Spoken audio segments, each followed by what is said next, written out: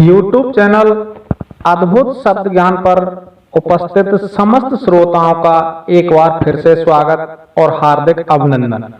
दोस्तों, वीडियो पर चलने से पहले एक ही है आपसे कि आपने यदि हमारा चैनल अभी तक सब्सक्राइब नहीं किया है तो कृपया हमारे चैनल को सब्सक्राइब कर लें और बेल आइकन को भी प्रेस कर लें। आज के वीडियो में हम जानेंगे कि सीता जी के स्वयंवर का निमंत्रण राजा जनक ने दशरथ जी को क्यों नहीं दिया था। एक बार राजा दशरथ देवासुर संग्राम में भाग लेते हैं। देवासुर संग्राम में राजा दशरथ अपनी पत्नी कैकेयी के साथ देवताओं की ओर से युद्ध हेतु जाते हैं। दोस्तों, उस युद्ध में महाराज दशरथ घायल हो जाते हैं और मूर्छित हो जाते हैं। तो कैकेयी उनके रथ को युद्ध क्षेत्र से दूर ले जाती है।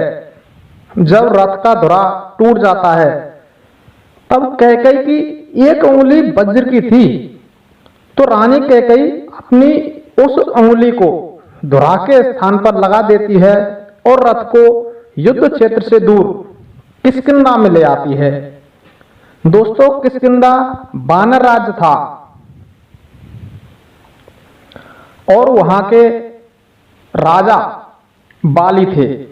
जब महाराज दशरथ की चेतना लौटती है तो वे किष्किंधा में आराम करने लग जाते हैं।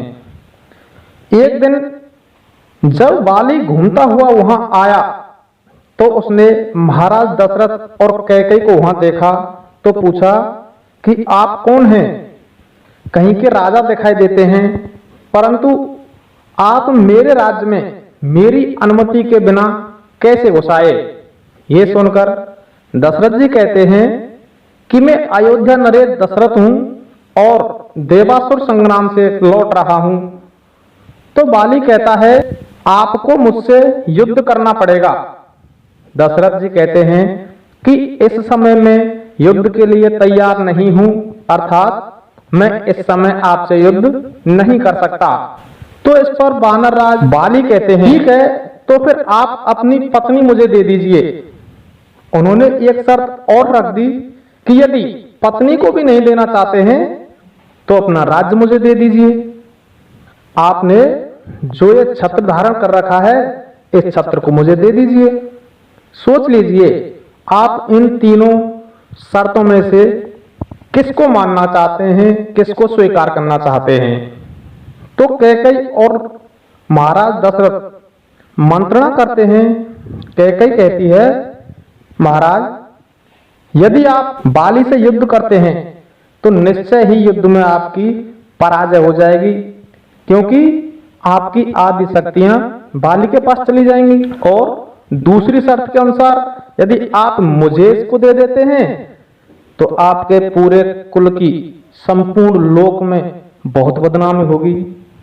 हम ऐसा करते हैं, ऐसे छत्र को बाली को दे देते हैं, इस तरह हमारा ये संकट टल जाएगा और भविष्य में यदि हमारा कोई पराक्रमी पुत्र पैदा हुआ तो वो इसे यहां से ले जाएगा। दोस्तों, दशरथ काफी सोच विचार करने के बाद अपने छत्र को बाली को प्रदान कर देते हैं। जब दशरथ अपना छत्र बाली को दे देते हैं तो इसकी सूचना चारों तरफ आग की तरह फैल जाती है।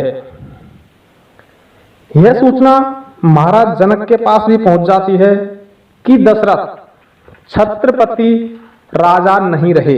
राजाओं के स्वयंवरों के नियम होते थे कि उनमें राजा ही भाग ले सकते थे।